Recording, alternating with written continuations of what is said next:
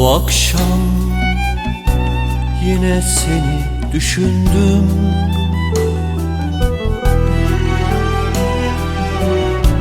Düşümdeydin aynı bir sancı gibi.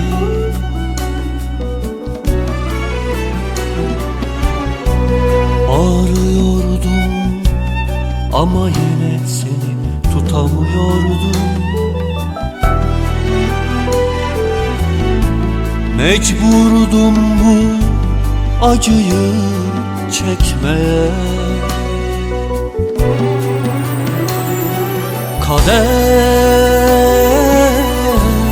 yine ördün ağlarını. Kader, yine ayırdın yollarını. Kader, yine yaptın yapacağını. Ah kader, ah kader, kader. Kader, yine ördün ağlarını. Kader, yine ayırdın yollarını. Kader, yine arttın saçlarını. Ah kader, ah kader, kader.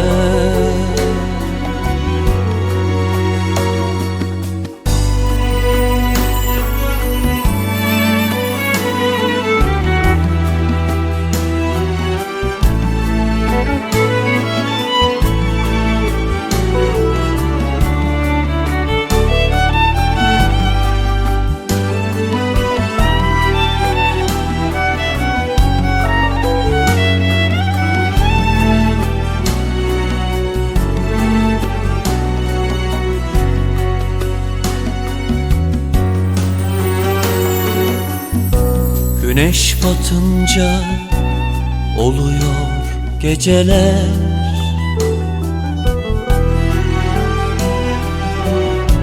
Yağmur yağınca bulanıyor gökyüzü.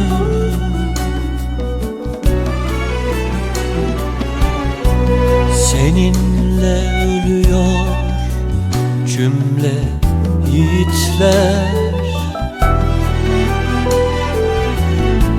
Ağlatırsın, güldürürsün, bu da senin kaderinmiş kader. Kader, içtiğim su gibi.